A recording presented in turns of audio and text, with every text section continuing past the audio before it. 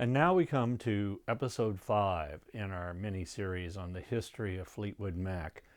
And I'm sure if one thing we've all learned so far in this saga is that this is a band that if they're not living in chaos, they certainly are living with an incredible amount of drama.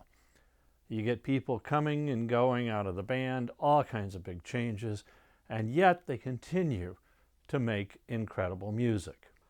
Since their formation in 1967, Fleetwood Mac has released 15 studio albums, and they have sold millions of records. But the winds of change that continually batter this band have hit again, in that their lead guitarist, one of their main songwriters, and one of their singers, Lindsey Buckingham, has decided to abruptly quit the band at the height of their success. The drama of Fleetwood Mac. Yeah, it just then plays on, doesn't it? Well, let's see what happens next. Let's drop the needle.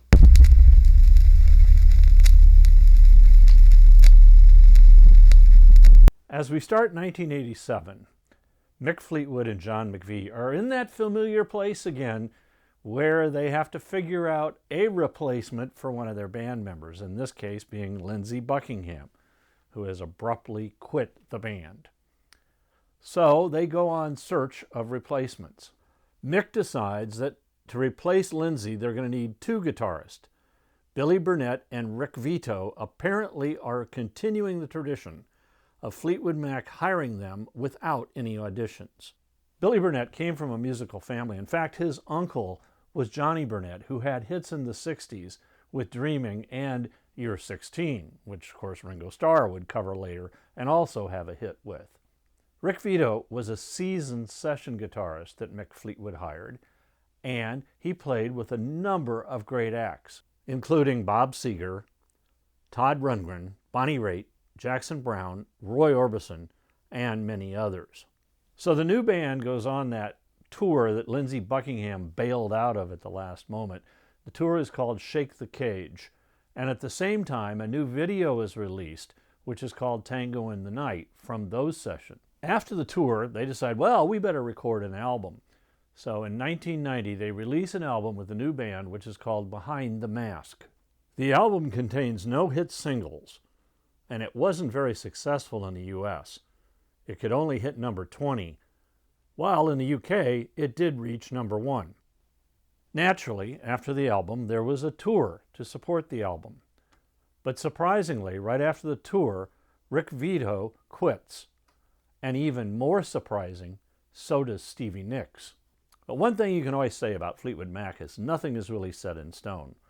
So in 1993, the classic lineup, including both Stevie Nicks and Lindsey Buckingham, reunite to play for Bill Clinton's inaugural ball.